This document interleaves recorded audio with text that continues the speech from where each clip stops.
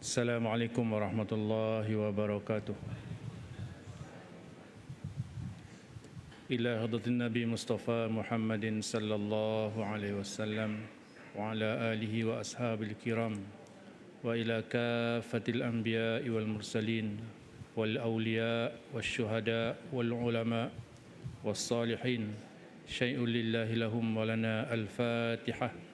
أعوذ بالله من الشيطان الرجيم بسم الله الرحمن الرحيم الحمد لله رب العالمين الرحمن الرحيم مالك يوم الدين إياك نعبد وإياك نستعين اهدنا الصراط المستقيم صراط الذين أنعمت عليهم غير المغضوب عليهم ولا الضالين آمين. أعوذ بالله السميع العليم من الشيطان الرجيم بسم الله الرحمن الرحيم الحمد لله رب العالمين والصلاة والسلام على أشرف المرسلين وعلى آله وأصحابه أجمعين. اللهم أخرجنا من ظلمات الوهم. Ya Allah, Tuhan kami, keluarkanlah kami daripada kegelapan rasa ragu-ragu. Wa akrimna binuril fahmi, muliakanlah kami dengan cahaya kefahaman. Waftah lana abwabal ilmi, dan bukakanlah bagi kami pintu-pintu ilmu-Mu. Wa zayyina bil akhlaqil hasanati wal hilm, dan hiasilah diri kami dengan akhlak yang mulia dan sopan. Wa sallallahu ala sayyidina Muhammad wa ala alihi wa sahbihi wa sallama walhamdulillahi rabbil alamin. Summa amma ba'. Yang saya muliakan Tuan-tuan Imam, Tuan-tuan Bilal, Tuan-tuan Sia'at, pegawai dan Jabatan Kuasa Masjid, barisan kepimpinan kampung Sungai Lang Baru.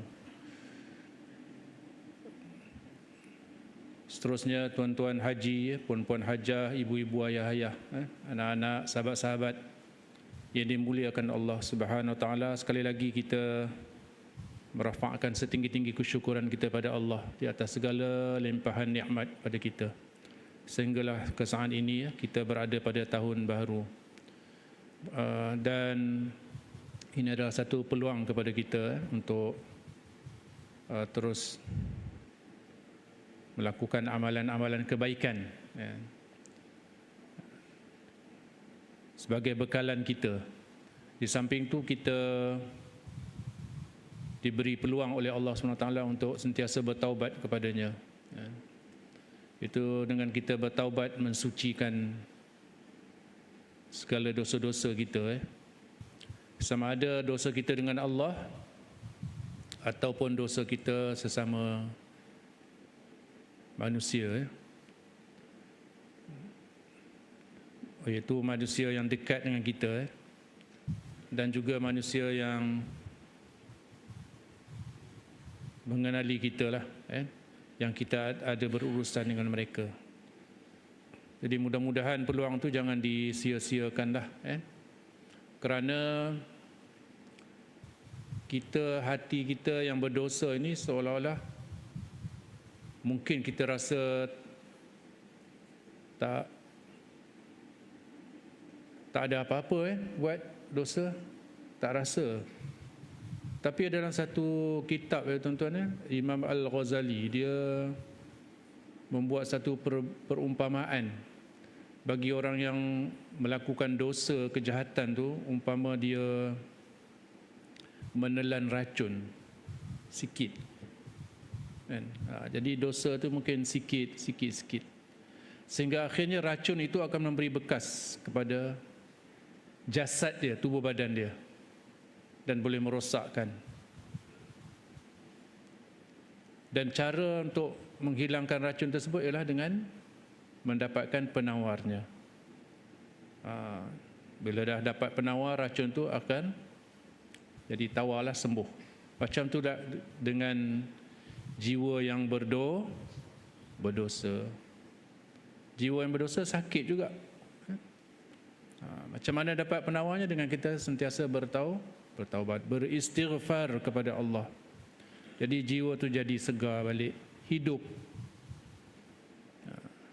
jadi segar dan jadi hidup, dan sentiasa jiwa yang mengingati Allah Subhanahu Wa Taala, dan jiwa tu jadi jiwa yang tenang. Jadi tuan-tuan, pada malam ni kita sambung pada halaman yang ke-456 pada tajuk Perang Khandaq juga, ataupun Perang Ahzab. Perang Khandaq, Perang Parit, di mana parit yang besar telah digali oleh sahabat-sahabat Nabi, itu untuk mempertahankan Madinah daripada serangan 3 kumpulan. Yang pertama kumpulan kafir Quraisy, kemudian yang kedua kumpulan Arab lain yang bergabung, khususnya kabilah Ghatafan, dan yang ketiganya puak Yahudi yang ingin membalas dendam. Tu kita ingat tu. Jadi pada malam ni kita cuba selesaikanlah ya peristiwa perang ni sebelum kita masuk pada pengajaran pada kuliah-kuliah yang akan datang, insya-Allah. Kekalahan kaum musyrikin tanpa peperangan. Allah itu sudah cukup bagi kaum muslimin untuk berperang. Kaum musyrikin telah kalah dengan 2 cara, di mana kaum muslimin tidak mengambil bahagian pun. Jadi itu satu ketentuan Allah Subhanahu Wa Taala. Cara yang pertama, salah seorang lelaki di kalangan musyrikin yang bernama Nu'aim bin Mas'ud daripada kabilah Ghatafan.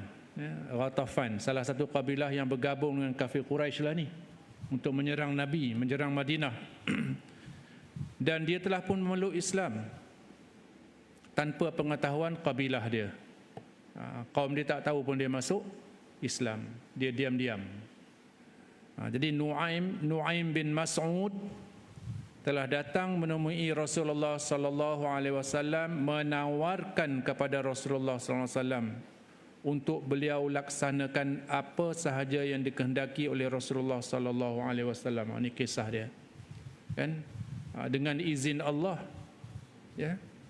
Allah campakkan petunjuk hidayah kepada seorang lelaki daripada kabilah Ghatafan, yang kabilah yang bersedia untuk menyerang Nabi. Tiba-tiba salah seorang daripada kabilah tu, mungkin ribuan, Allah pilih seorang untuk menjadi asbab retaknya kesatuan tentera-tentera Ahzab, kan? Kerana seorang ni Allah utuskan. Jadi Nu'aim bin Mas'ud ini menawarkan apa-apa yang dia boleh bantu. Lalu kata Rasulullah sallallahu alaihi wasallam, sesungguhnya engkau salah seorang dari kami. Maknanya Rasulullah sallallahu alaihi wasallam terimalah keislaman Nu'aim tadi. Bantulah kami sekiranya dapat kau lakukan, kerana peperangan ini adalah tipu helah. Peperangan ini merupakan tipu helah. Segala taktik peperangan digunakan untuk menguasai musuh. Setelah itu Nu'aim bin Mas'ud pun keluar dari tempat Nabi terus kepada Yahudi Bani Quraizah. Kalau tuan-tuan masih ingat, Bani Quraizah ni satu-satunya yang masih mengikat perjanjian setia dengan Nabi, nak sama-sama mempertahankan Madinah. Tapi akhirnya dengan pujukan-pujukan daripada kaum Yahudi yang lain, dia terperdaya lalu menjadi mengkhianati perjanjian dengan Rasulullah sallallahu alaihi wasallam. Jadi yang pertama dituju oleh Nu'aim ini kepada Bani Quraizah, dan yang menyangka ia masih musyrik. Dia daripada Bani Ghatafan yang masih musyrik, orang Arab yang kafir. Diingat masih kafir. Rupanya dia dah bertemu dengan Rasulullah, dan Rasulullah dia bagi dia satu tugas, menyelusup masuk. Jadi macam special branch lah. Jadi macam kumpulan gerak khas ini macam cerita Yusuf Haslam lah Gerak khas menyusup masuk ke dalam musuh, kumpulan musuh. Lalu dipujuk dan dihasut Bani Quraizah supaya jangan mempercayai orang-orang Quraisy dalam peperangan itu. Mana dia timbulkan keraguan. Jangan percaya pada Quraisy ni. Dia bukan orang kita, dia bukan duduk di Madinah. Dia orang asing yang datang. Tujuannya nak hancurkan Nabi. Lalu ia mengusulkan kepada Bani Quraizah supaya meminta pihak Quraisy menyerahkan kepada mereka beberapa orang sebagai pertaruhan. Jadi diminta supaya orang Quraisy itu cadangan pada Nuaim tadi supaya untuk sebagai apa? Sebagai dipanggil apa? Perjanjian lah. Dia diminta beberapa orang daripada Quraisy sebagai untuk jadikan sebagai cagaran lah, cagaran.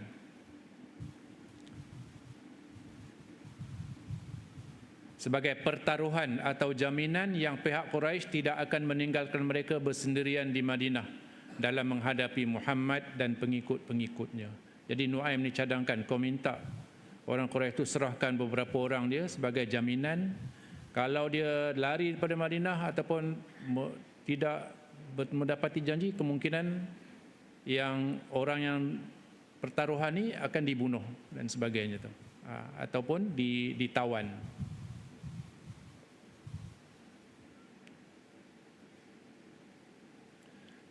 Sebagai jaminan, pihak Quraisy tidak akan meninggalkan mereka bersendirian di Madinah dalam menghadapi Muhammad dan pengikut-pengikutnya. Usulnya itu telah dipersetujui oleh Bani Quraizah. Jadi orang-orang Quraizah tu, ya betul juga kan. Kita kena ada jaminan. Kita bukan kenal orang Quraisy ni kan. Dia timbulkan keraguan-keraguan tu. Setelah keluar dari perbincangan itu, Nuaim pergi pula menemui orang-orang Quraisy. Dia pergi pula menyusup masuk dalam kumpulan Quraisy. Ini memang hebatlah Nuaim ni. Memang Allah SWT takdirkan ada manusia yang hebat macam ni. Sebelum tu Allah takdirkan dengan mengutuskan Salman Al-Farisi yang cadangkan gali parit sehingga mengejutkan orang-orang kafir Quraisy yang menyatakan bahawa kami tak pernah tengok taktik macam ni, gali parit. Rupanya itu adalah taktik daripada Farsi, daripada Iran sana.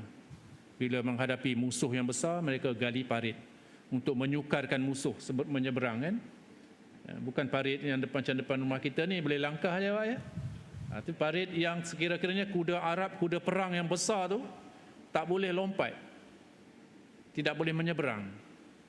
Bahkan memang ada yang cuba menyerang dan jatuh dalam dan dipanah.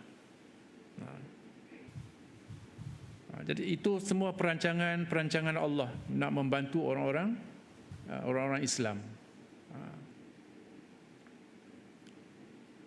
Dibisikkan kepada Quraisy bahawa Yahudi Bani Quraizah telah menyesal dengan apa yang mereka lakukan. Mereka telah pun berpakat secara sulit. Jadi dikatakan pada Quraisy, sebenarnya Bani Quraizah tu dah menyesal pengkhianatan mereka dan mereka buat U-turn. Mana kembali semula pada pegangan mereka yang lama, itu ingin bersama dengan Nabi Muhammad sallallahu alaihi wasallam. Dia timbulkan keraguan dan ketidakpercayaan orang Quraisy kepada Bani Quraizah.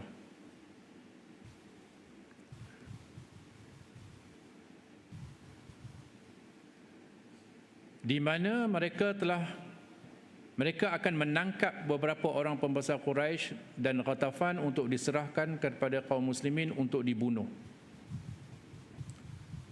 Dikatakan begitu. Beliau berpesan, sekiranya orang-orang Yahudi Quraizah itu datang meminta beberapa orang dari kamu untuk dijadikan pertaruhan, janganlah sekali-kali kamu serahkan walau seorang pun. Bijak ni Nuaim ni. Mula disuruh sebagai jaminan daripada orang-orang Quraizah tadi, diminta supaya Quraizah minta orang-orang sebagai jaminan orang Quraisy. Bila jumpa Quraisy pula, kalau kamu bagi mereka akan dibunuh, jangan bagi.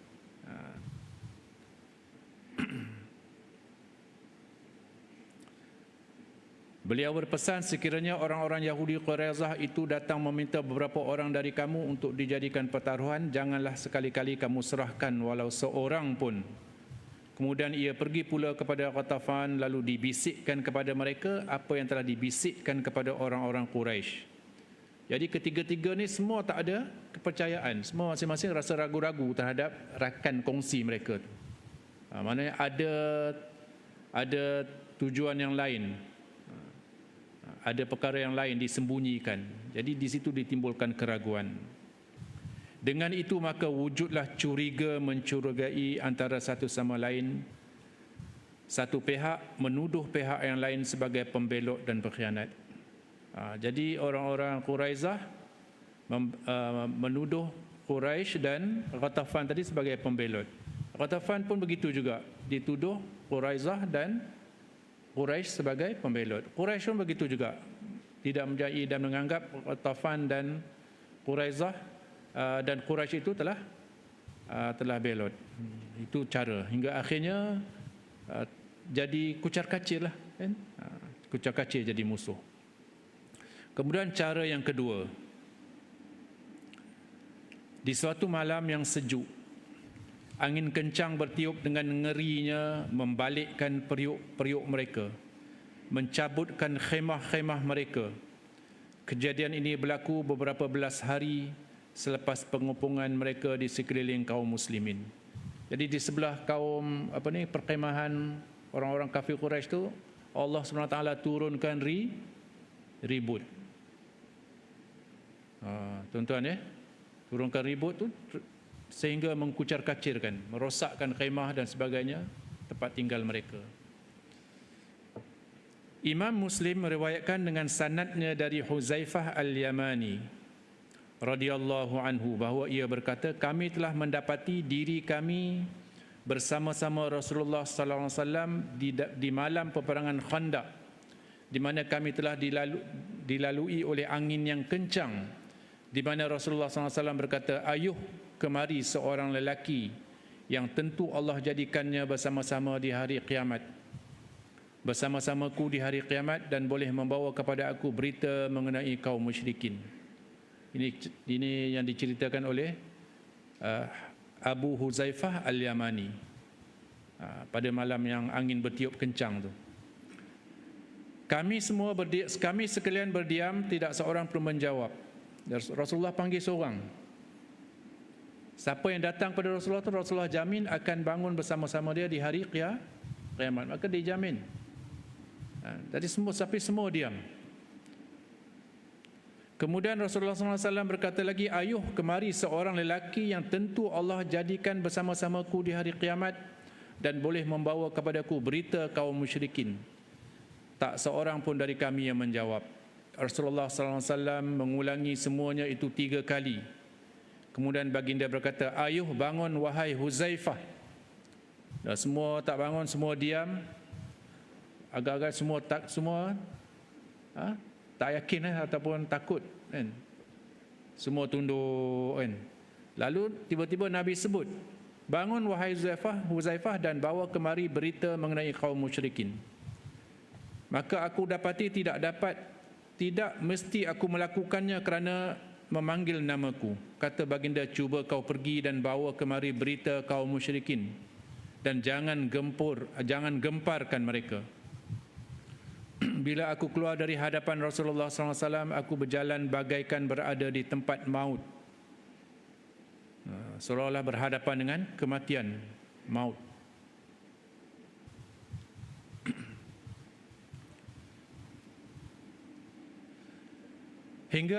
Hinggalah aku tiba dekat dengan mereka dan aku dapat melihat dengan jelas Abu Sufyan sedang berdiam dengan membelakangkan satu unggun api. Dia nampak Abu Sufyan.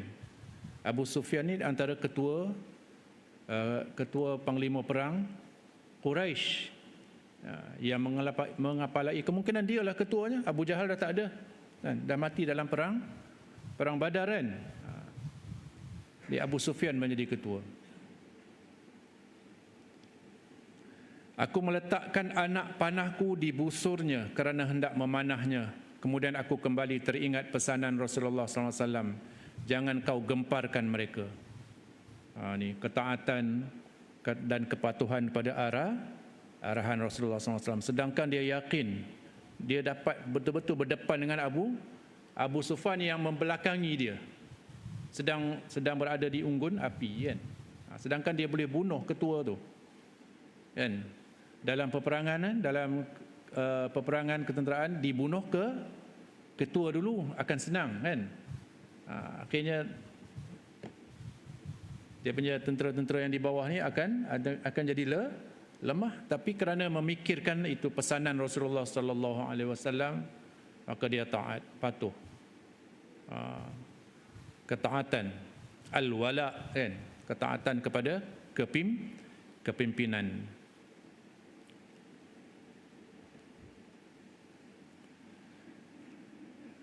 Kalau aku panah, nescaya terkena padanya. Aku berjalan semula seperti berada di tempat maut. Bila aku pulang ke hadapan Rasulullah SAW, aku ceritakan perihal kaum musyrikin. Lantas Rasulullah SAW menyelimutkan aku dengan kainnya yang selalu Rasulullah SAW bersembahyang di atasnya. Di malam itu aku tidur hingga subuh, dan Rasulullah SAW mengejutkan aku dengan katanya, ayuh bangun, wahai yang banyak tidur. Nabi yang kejutkan dia, kan. Sedaplah tidur dalam kemul Rasulullah, kan, dalam selimut yang Rasulullah bahagi, kan. Aman, damai, dalam keadaan tadi ketakutan, kan, kesejukan, ribut dan sebagainya itu, tiba-tiba Rasulullah SAW bagi selimut untuk dijadikan tidur dia. Ibnu Ishaq pula meriwayatkan dengan tambahan, aku masuk di kalangan kaum musyrikin manakala angin dan tentera Allah mengganyang mereka. Ini gambaran daripada Ibnu Ishaq dalam Tabaqat Al-Kubra. Periuk tak lekat di dapur, api tak menyala dan khemah-khemah mereka tidak tegak. Abu Sufyan bangun dan melaung dengan katanya, wahai sekalian Quraisy, setiap kamu cuba pastikan teman di tepinya. Siapa teman di tepi? Pastikan, takut musuh masuk menyelinap.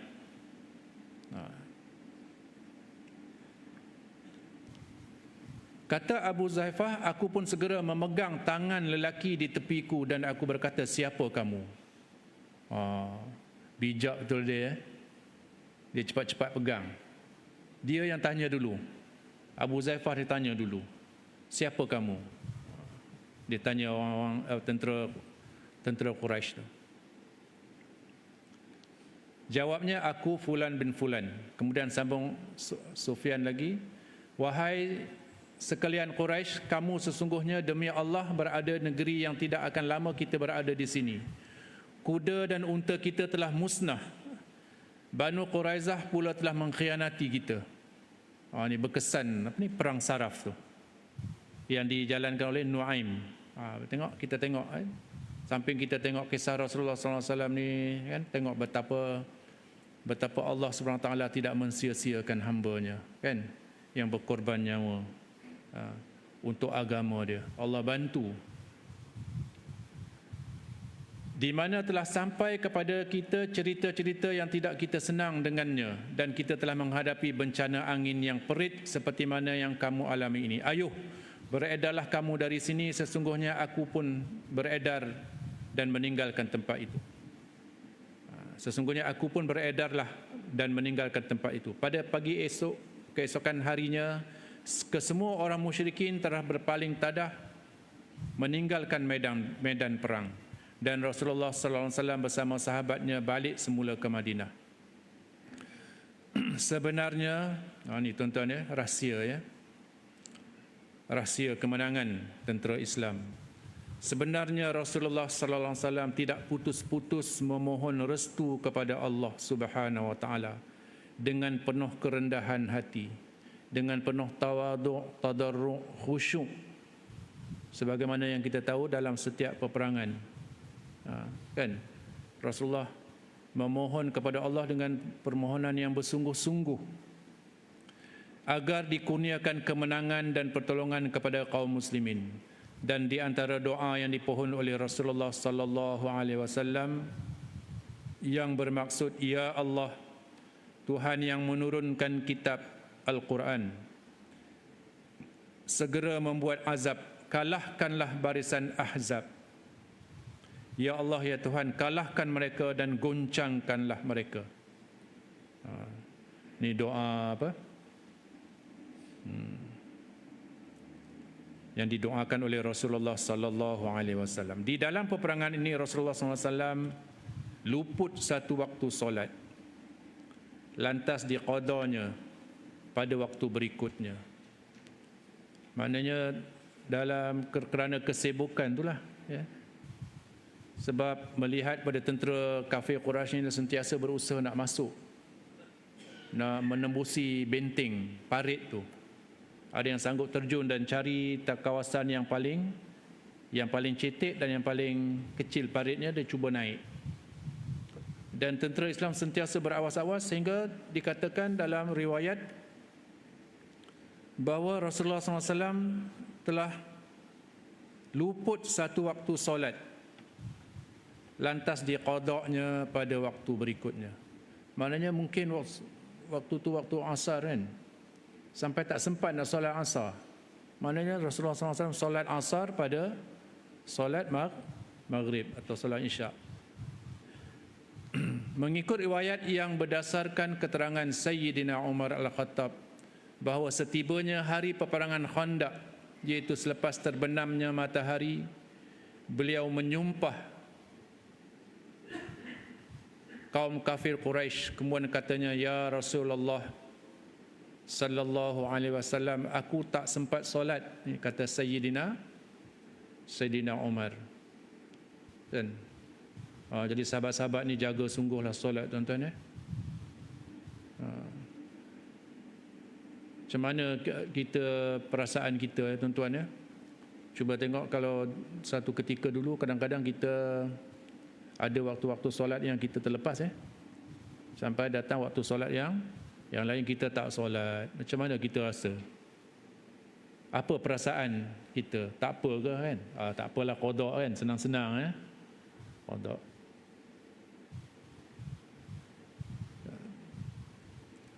Tapi tengok pada iman, sahabat, khususnya disebutkan sini iman Umar Al-Khattab.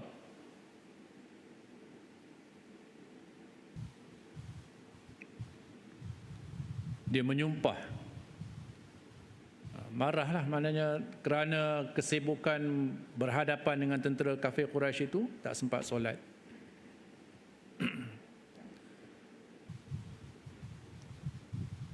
Aku tidak sempat solat asar sedangkan matahari pun terbenam dari ufuk langit.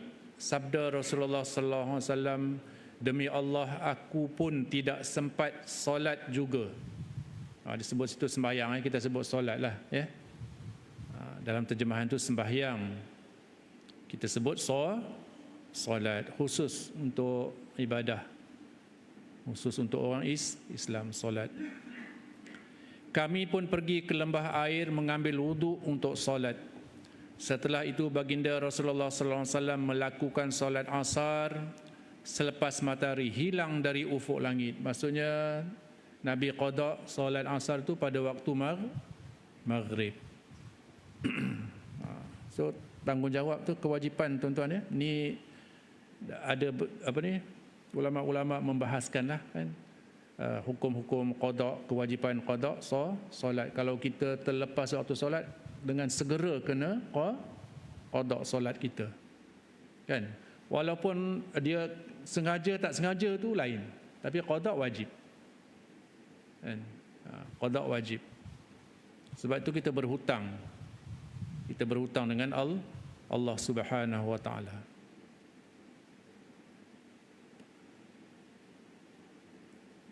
Kemudian baginda terus sembahyang maghrib.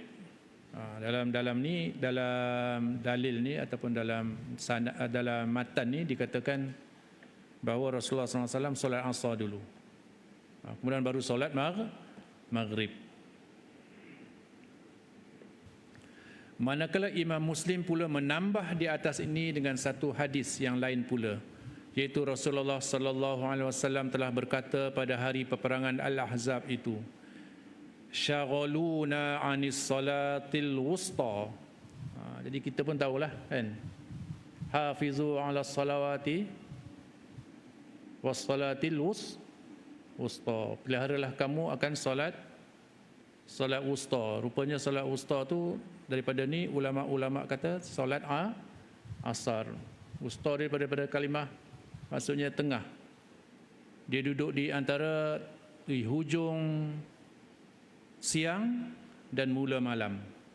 Bermulanya waktu malam. Itu dinamakan solatul wusta. Solat pertengahan di antara ujungnya siang dengan awalnya malam. Jadi dikatakan syaghaluna anis salatil wusta salatil asr. Mala Allahu buyutahum wa quburahum nara. Oh, ini marah sungguh Rasulullah SAW. Summa sallaha bainal isha'ain al-maghribi wal isya'.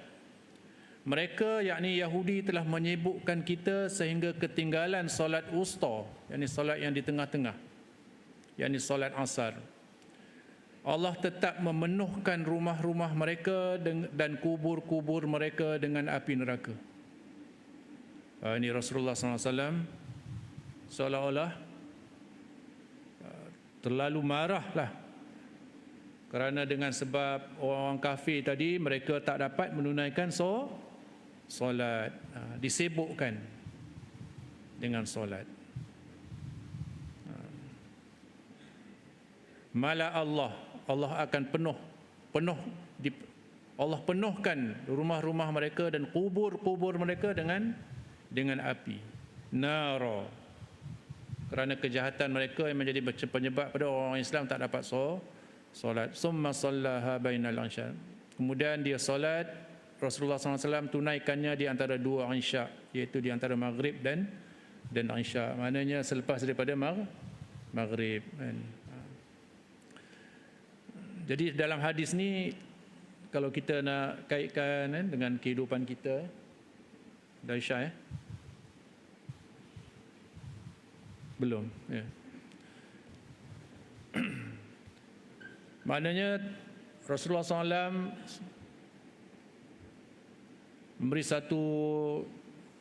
menunjukkan satu sikap yang sangat berat ya. Kerana ada satu perkara yang menyebabkan orang Islam tak dapat solat. Pada hari ini orang Islam sendiri kan yang menjadikan, yang membuat sesuatu sehingga mereka sampai tak solat.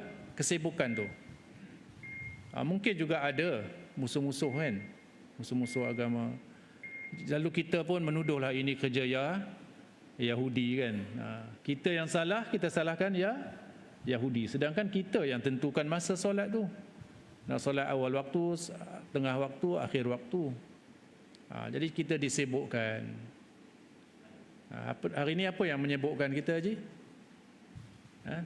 Apa yang menyibukkan kita sehingga tak sempat nak datang masjid kan?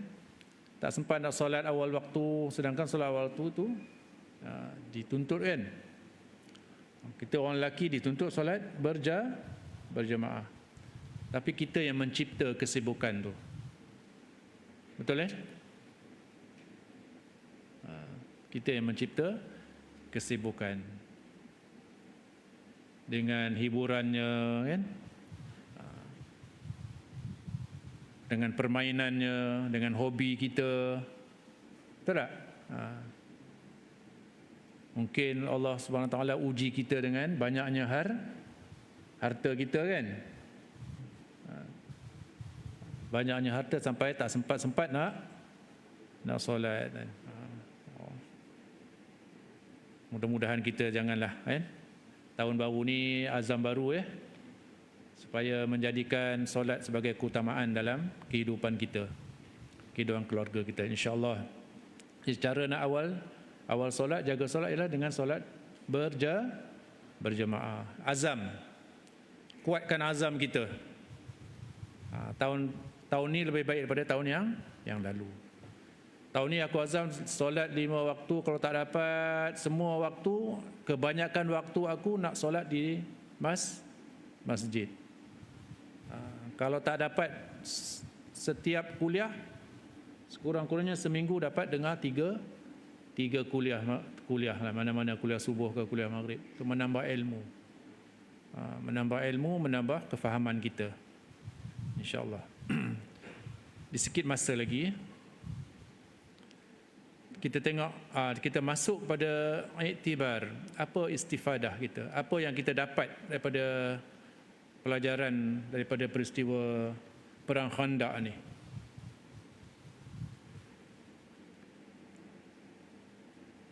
Peperangan ini berpunca sebagaimana diriwayatkan dari pengkhianatan kaum Yahudi dan tipu muslihat mereka. Iaitu dua kaum Yahudi, kabilah Qainuqa dan kabilah Nadir. Yang Nabi dah halau mereka. Ini perangai Yahudi. Yang saya sebutkan, disebutkan oleh dalam tafsir Syekh Qutub, bila dia cerita tentang sifat orang Yahudi ni sejarah mereka sama je. Sejarah tabiat perangai mereka sama sahaja di awalnya, di tengahnya dan di hujungnya sampai pada zaman ni, iaitu pengkhianatan. Tu. Jadi termasuk juga zaman Rasulullah, zaman nabi-nabi, bahkan nabi-nabi mereka pun mereka khianati, kan? Sedangkan majoriti ataupun ramai nabi yang Allah bangkitkan di kalangan Yahudi. Mereka yang menyalakan api peperangan itu dan merekalah yang mengumpulkan barisan musyrikin. Ini kerja-kerja perancangan Yahudi. Mereka sanggup tu pergi ke Mekah tu, menjemput, mempelawa dan memberi jaminan bahawa kami akan tetap. Bila Abu Sufyan tanya, mana lebih baik, agama kami ke agama kamu? Kalau kita jawab mestilah agama kita, kan? Tapi Yahudi ni dia khianat datuk nenek moyang dia yang beriman tu. Dia kata agama kamu lebih baik. Mana agama Abu Sufyan tu lebih baik, sembah berhala lebih baik. Sedangkan dia tahu agama dia sembah Allah. Tapi dia nak sokongan orang Quraisy tu, kafir Quraisy tu, dia sanggup menjual agama dia, kan? Menjual agama. Ni kata penunggang agama, kan? Menggunakan segala kemampuan, segala peluang, kan, untuk meraih sokongan tu, bahkan sanggup menggadai agama dia.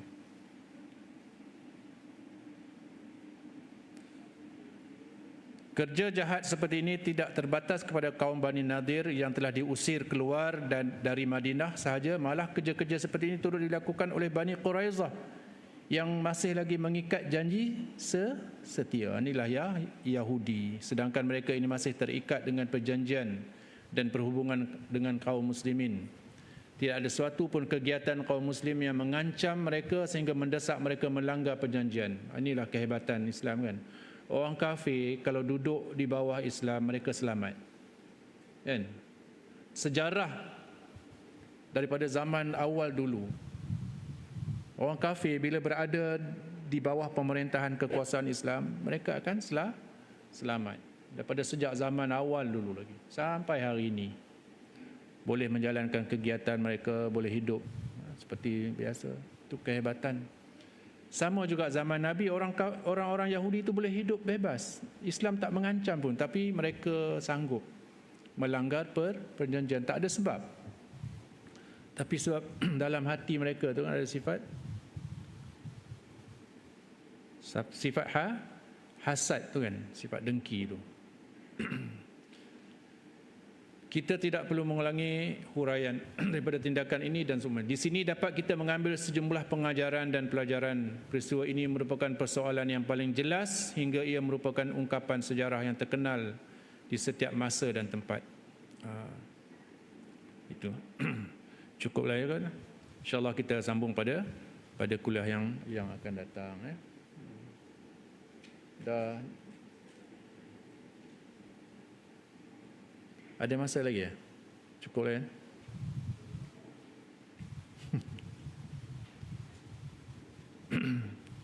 InsyaAllah kita jumpa pada kuliah yang akan datang. Wassallallahu ala sayyidina Muhammad wa ala alihi wasahbihi wasallama walhamdulillahi rabbil alamin. A'udzubillahi as-sami'il 'alim minasyaitonir rajim. Bismillahirrahmanirrahim. Alhamdulillahi rabbil alamin wassalatu wassalamu ala asyrafil mursalin wa ala alihi wa ashabihi ajma'in. Allahumma arzuqna ilman nafi'a. Ya Allah, Tuhan kami, kurniakanlah kami ilmu yang bermanfaat, wa rizqan halalan tayyiban mubarakan, rezeki yang halal, yang baik dan yang berkat, wa amalan salihan mutaqabbala, dan amalan kebaikan yang Engkau terima.